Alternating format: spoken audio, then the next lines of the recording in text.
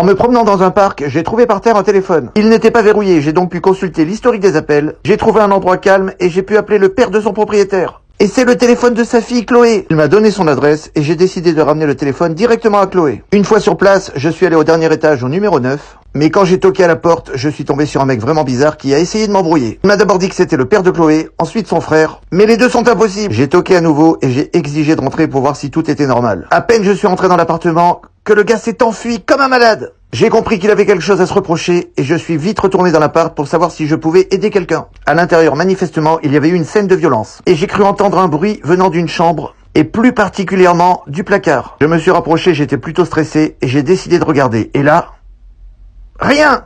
J'ai regardé dans tout le reste de l'appart, pas de Chloé. J'ai rappelé le papa et j'ai appris que le gars que j'avais vu, c'était le copain de sa fille. Un certain Alan, au comportement bizarre paraît-il. Je l'ai cherché dans le quartier. Est-ce que tu reconnais cette rue? Mais il s'était volatilisé. Bon, je fais quoi maintenant?